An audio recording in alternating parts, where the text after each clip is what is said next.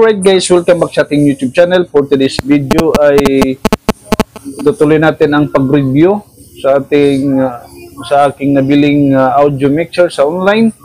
Bali part 2 na tayo, ano? Paki-subscribe na pala sa ating YouTube channel. Paki-like at huwag kayong mag-skip sa aking mga ads ng aking video para makatulong naman kayo sa akin kasi hindi pa ako nakakasahod sa aking YouTube. Huwag naman kayong mag-skip, ano, para makatulong kayo sa akin para mas marami pa tayong i-content dito sa aking YouTube channel. Alright, tuloy natin ang ating pag-review sa aking audio mixer. Ayan. Alright, pupunta natin yung transmitter, ano? Yan, pupunta tayong transmitter. Yan. Ito nga pala yung aking transmitter, guys. Yan. DIY lang yan. Assemble lang. Yan, naka-tune in yan sa 92.5. Bali yung megahertz yan ay 92.5.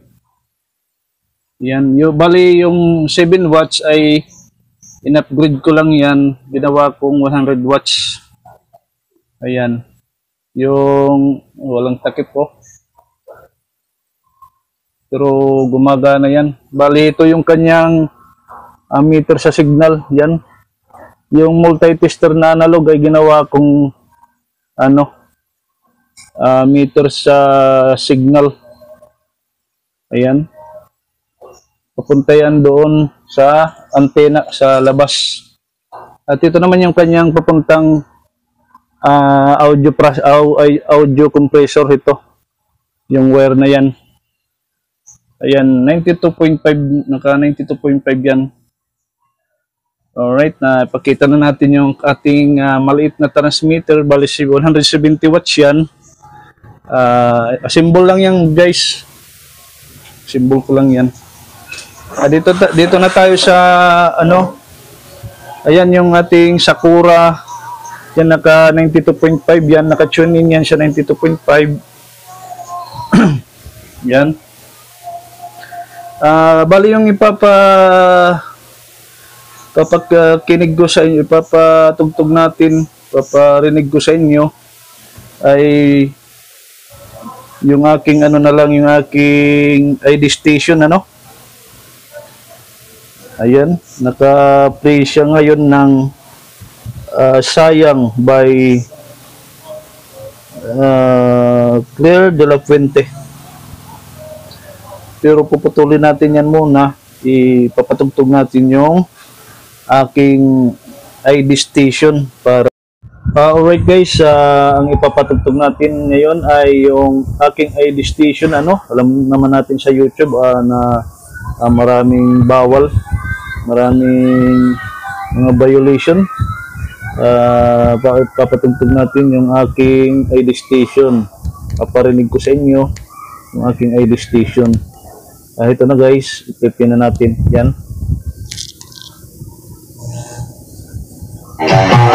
Ito ang inyong paboritong radio station, 92.5 Barangay Radio. Naka-play yan dito. Tata Radio.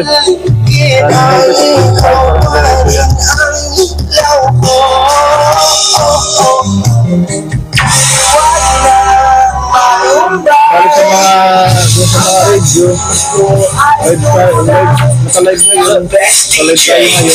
Kung sa mga radio, mayroon yan. Basta naka-tuloy sila sa 92.5. Kahit sa 92.5 Barangay Radio, kampiyon sa musika at impormasyon. Barangay Radio. Paulo Electronic Repair Shop and Electronic Supplies. LED speaker, amplifier, video game, DVD player, radio, welding machine, electric fan, rice cooker, at nag-assemble din ng sound box na may speaker. Paulo Electronic Repair Shop. Available na rin sa kanila ang cellphone charger Type-C at micro USB universal at yung aking advertise sa aking tindahan. Yung tindahan ko. Remote control para sa Signal TV, super antenna, Yung tindahan ko. extension wire, flashlight, microphone, headphones, RCA cord, kandado, socket, GMA for the box na may libreng 7 channel, electrical wire, diode para sa motor, at mga pyesa para sa electronics. Para sa karagdagang impormasyon, mag-text o tumawag sa 0946-237-1446. Bali, hindi pa natin ito naubos, ano? Repair shop Hindi pa and natin ito electronic naubos supply na is located at number 27 pag-usapan pa rin natin sa susunod na vlog natin, ano? Tsaka dito sa ating laptop, yung ating application ay virtual DJ. You can text me at 0946-237-1446. Okay guys, hindi ko na ipapakinig yung susunod na music kasi makaka-copyright tayo. Yan na. Guys, pinatay ko na yung ating sounds dito.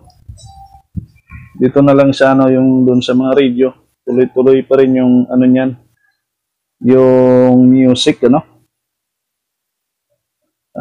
minsan nagla-live ako sa aking Facebook. Gumagamit ako ng B8 card. Pag nagla-live ako, ito yung ginagamit ko, B8 sound card, at ikinokonek ko dito sa aking mixer pag nagla-live ako. May mga live ako sa aking Facebook. Nagla-live ako, nagdi-DJ ako, at ito yung ginagamit ko na laptop at saka microphone. Yung aking microphone, yan, bagong-bago yan, makintab pa. Yan ang aking ginagamit. At sa susunod nating vlog ay pag-uusapan naman natin yung aking FM transmitter. Hindi ko pa yan ay ito pa nga pala yung ating audio compressor. Na-vlog ko na ito sa aking sa aking YouTube, sa aking channel. Pero hindi ko pa ito, may mga humihingi na ng diagram dito, pero hindi ko pa, wala pa akong time. Papasilip ko lang yung loob. Yan. Pinasilip ko na sa inyo yung loob ng aking compressor. Bali, assemble ko lang to guys, DIY. At meron na rin siyang Bluetooth. Yan, pag hindi ako gumagamit ng mixer, dito ako nagkukunik sa Bluetooth. May Bluetooth module siya. At nakakunik yan dyan sa audio compressor, medyo matagal na rin to. At may mga volume control din. May channel 1, channel 2, at 3. Yan. Yan ang aking audio compressor. Maganda yan guys. Matagal ko nang ginagamit yan. Stereo din yan. Kasi yung aking FM transmitter ay stereo. Alright guys, hanggang dito na lang yung aking vlog. At saka sana may na-share ako sa inyo.